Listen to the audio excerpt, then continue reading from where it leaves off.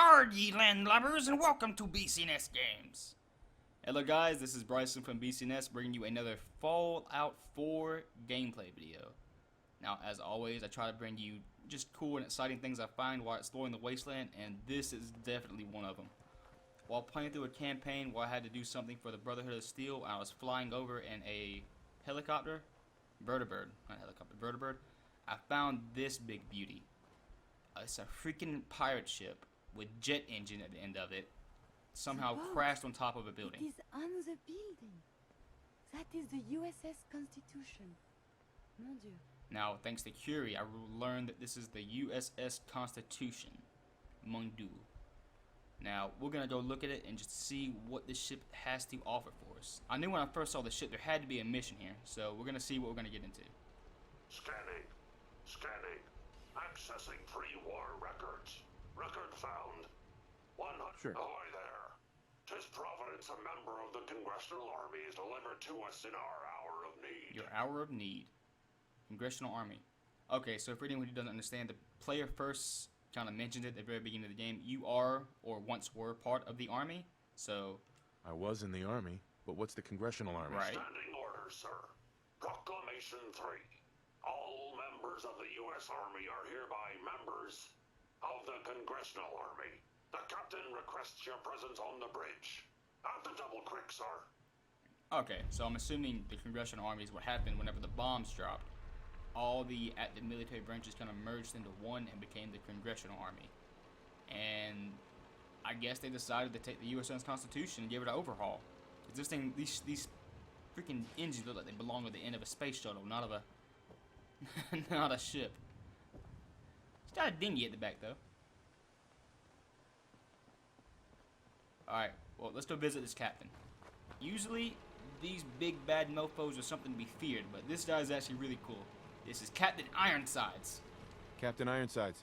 I'll have none of your lip, Mr. Navigator. Have the crow's nest scan 2 points off the port bow. Jump to it. Aye, Captain. Our soldier has arrived. I trust the first mate didn't give you too hard a time. Been too long since we've seen the Congressional Army. The Congressional Army.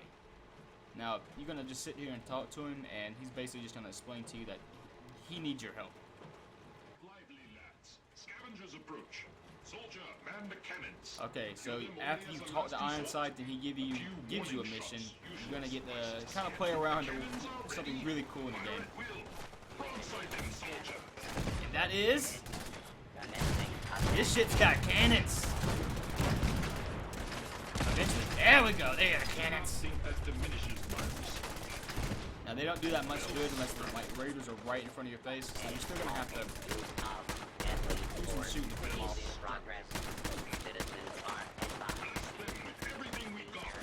Now once you fend off the raiders, you have to go talk to the navigator and the bosun, and they'll give you their own individual quests that you have to go and do for them.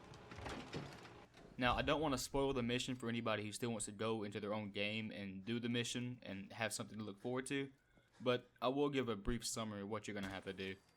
You're going to basically have to get the missions from the robots on the pirate ship, and they'll be basic snatch and grab missions. They're going to ask you to go somewhere in the wasteland, pick up a part on the ship that they need, and then bring it back and replace it for them. However, there is a way around it. If your intelligence is high enough and you're special, you can usually, rather than having need to replace, you can repair the old parts of the ship.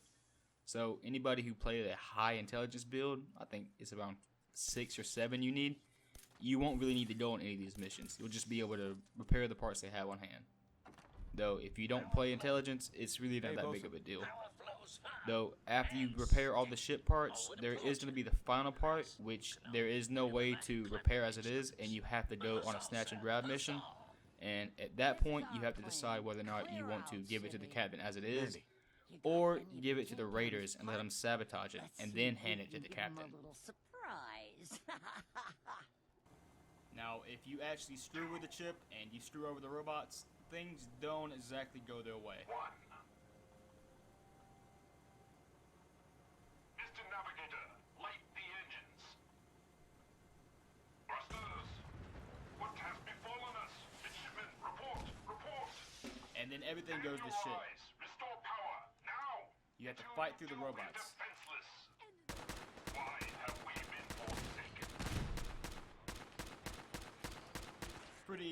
just stand on the building and shoot up all the robots. Then afterwards, you have to go retalk to Mandy, and then it'll be time to claim your salvage. Mandy. Constitution is all ours. This is awkward. We had a vote, and we decided we're not gonna split the hall with you. For what it's worth, I voted against it. Now, you're gonna realize that you shouldn't have trusted Raiders to begin with. Imagine that. Surely we Now, can work you can something try to out. work something Sorry, out with them, pal. They also voted to have you dealt with permanently. but they don't exactly Can't like that have you plan. disputing our claim later. So, they try to kill you.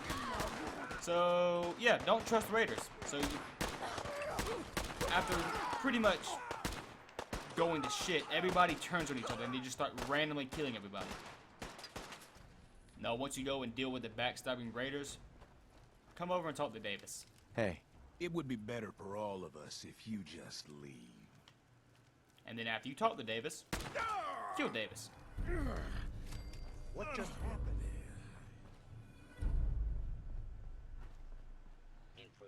Now, with the Raiders dead and you've pretty much screwed over the robots, the only thing left for you to do is to really just clear out the ship itself. There's 2 Protectrons and a sentry turret on each level of the ship, and after clearing them out, you pretty much got free reign to salvage the ship. But you don't expect to find that much. I mean, there's a lot of junk on the ship you can salvage to break down back at home to help build up the settlements. But besides that, it's nothing really extraordinary you wouldn't find in the wasteland. There are a couple of saves in the room you can pick, but they're just expert locks, and it's nothing really that special.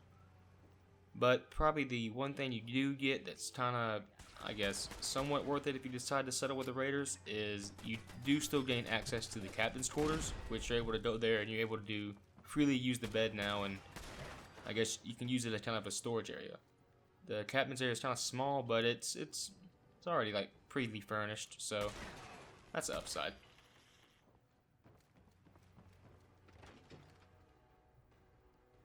I, however, decided to settle with the robots on my actual playthrough, and I really prefer that outcome. Excellent. Commencing final countdown.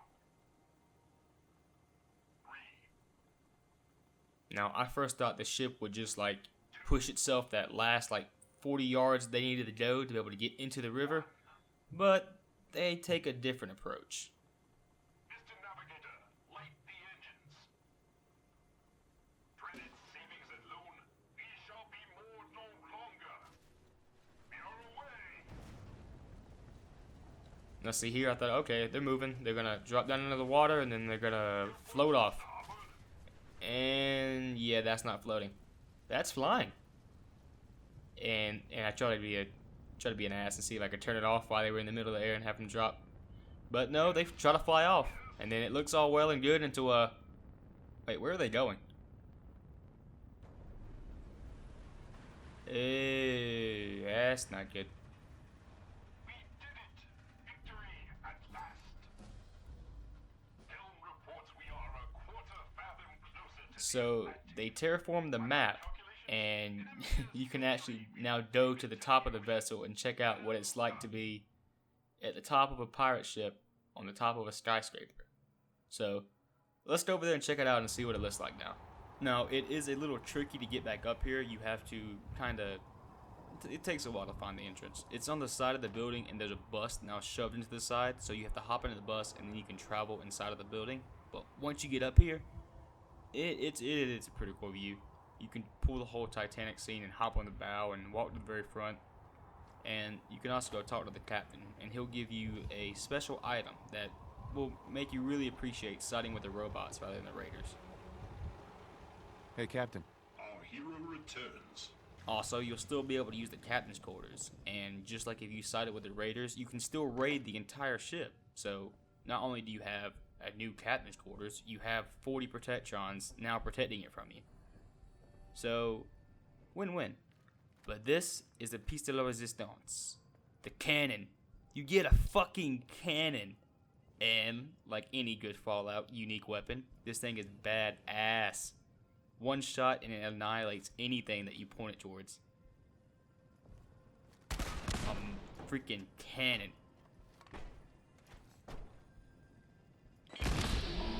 It looks cool, it shoots cool, and you can modify it. This thing is all kinds of badass, and it shoots cannonballs, a unique cannon type, or a unique ammo type. But not only that, as you saw what happened in that super mutant, anyone in the area now, close to the skyscraper, will come under cannon fire from the ship. So it kind of creates a little safe area right there in the middle of Diamond City for you. Alright guys, that was it. I hope you liked the video, and appreciate any kind of comments you may think of what I can improve on, or what else you would like to see from Fallout 4. Until then, I'll see you guys next time.